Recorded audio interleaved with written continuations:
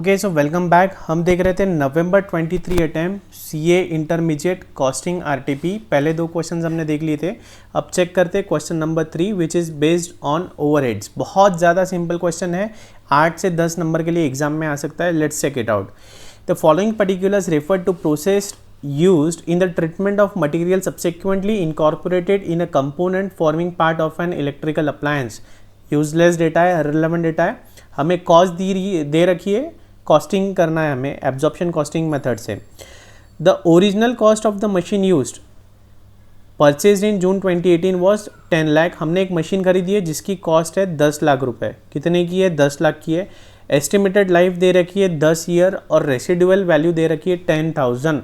तो purchase in जून 2018 ये irrelevant data है स्टूडेंट को मिसलीड करने के लिए। Okay, estimated working time per year, एक ईयर में उन्होंने दे रखा है कि 50 वीक्स है। देखो एक ईयर में होते हैं 52, लेकिन अगर क्वेश्चन स्पेसिफिकली बता रहा है, प्रॉब्लम स्पेसिफिकली बता रहा है कि 50 वीक्स यूज करना है तो 50 वीक्स लेंगे।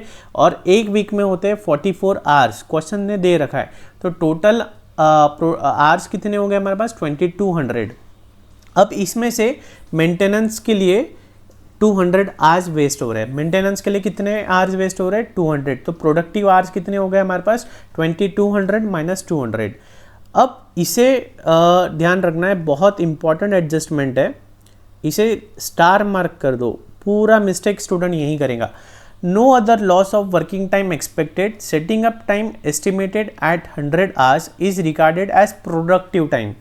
टोटल आवर्स कितने थे? 2200। उसमें से 200 कहाँ चले गए? मेंटेनेंस में। तो बचे कितने? 2000 आवर्स।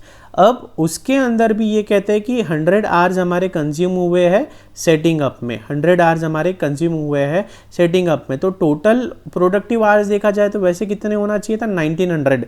लेकिन ये क्या कह रहे हैं? No other loss of working time is expected. मतलब ये जो 100 आवर्स है, ये 100 आवर्स को भी हम क्या कह रहे हैं कि ये प्रोडक्टिव आवर्स है। ये 100 आवर्स भी प्रोडक्टिव आवर्स है। बहुत इंपॉर्टेंट एडजस्टमेंट है ये आगे कहीं हमें यूज़ आने वाली है। अब क्या दिया है आगे खर्चा? Electricity used by the machine during production is 16 per unit. 16 per unit का है। 7 पर यूनिट उसका कॉस्ट है। ठीक है। No power is consume during maintenance और सेटिंग अप। इंपॉर्टेंट एडजस्टमेंट है। No power is consume during maintenance और setting up. तो ये जो 100 आवर्स हमारे लग रहे हैं सेटिंग अप के और जो 200 आवर्स लग रहे हैं मेंटेनेंस के, इसमें हमारा कोई भी इलेक्ट्रिसिटी कंज्यूम नहीं हो रहा है। मतलब 1900 पे इलेक्ट्रिसिटी कैलकुलेट करेंगे। The machine required a chemical solution which is replaced at the end of week. एक साल में कितने वीक है? 50 और एक वीक का खर्चा है 2000। तो 50 into 2000 simple. Maintenance per year 1,20,000 दे रखा है। Now again this is important adjustment. 2 attendants control the operation of machine. कितने? 2 attendants मशीन चलाते हैं together with 5 other identical machines। मतलब एक मशीन जिसका डेटा दिया है और 5 और मशीन है।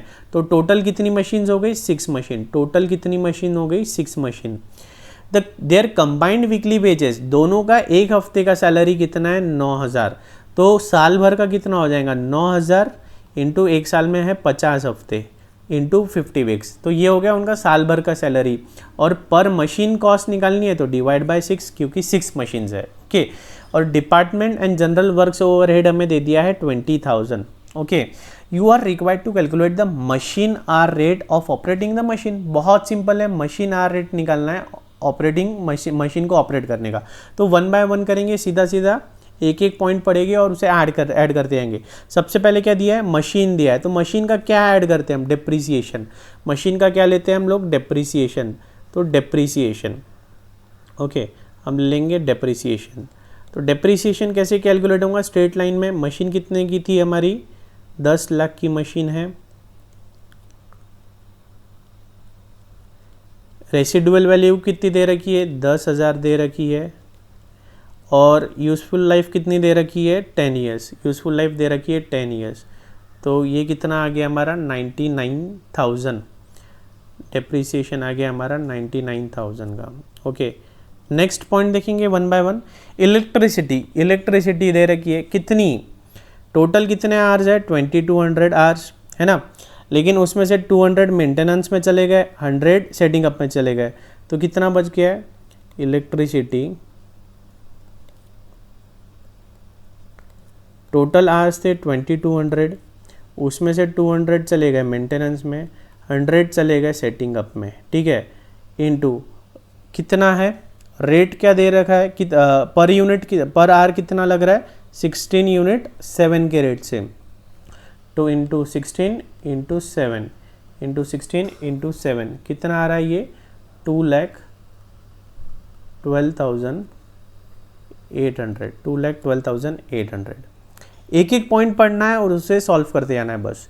The machine required a chemical solution, हर हफ्ते केमिकल सोल्यूशन लगता है 2,000 रुपयों का, तो हमें एक ईयर में कितना वीक्स दे रखा है? 50 वीक्स दे रखा है। Chemical solution 2000 into 50 weeks, 2000 into 50 weeks, ये आ गया हमारा 1 लाख। कितना आ गया? 1 लाख। ओके, नेक्स्ट क्या दे रखा है? Estimated cost of maintenance per year is 1,20,000। Maintenance directly दे रखा है, कुछ भी कैलकुलेशन नहीं करना है, ऐड करना है बस। मेंटेनेंस 1,20,000, 1,20,000। ओके, नेक्स्ट क्या दे रखा है? 2 अटेंडेंट्स, अटेंडेंट्स का सैलरी है ना, तो अटेंडेंस सैलरी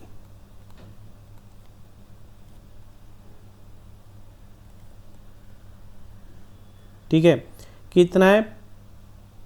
पर वीक 9,000, पर वीक 9,000। टोटल वीक्स कितने हैं? 50 वीक्स है, 9,000 इंटू 50। और मशीन्स कितनी है? 6 मशीन्स। मशीन्स कितनी है? 6 मशीन्स।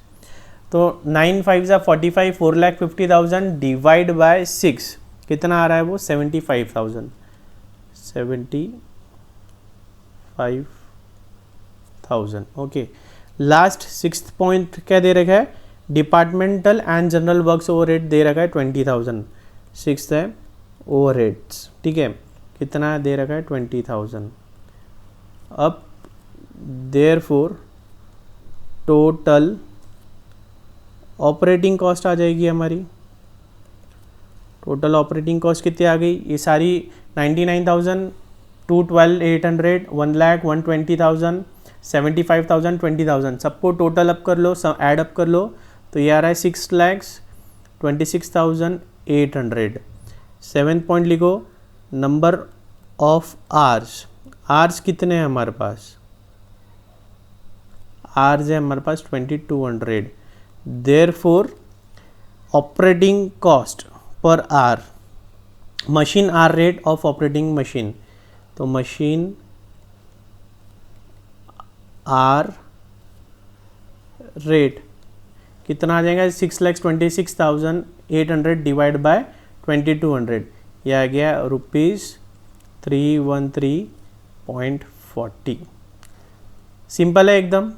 अगर आपको वीडियो पसंद आए तो लाइक करिए, शेयर करिए, सब्सक्राइब करिए, जिससे ज़्यादा से ज़्यादा स्टूडेंट्स इसका बेनिफिट ले सके और मुझे मोटिवेशन मिले कि मैं और भी वीडियोस ऐसे क्रिएट करके अपलोड करूँ आप लोगों के लिए।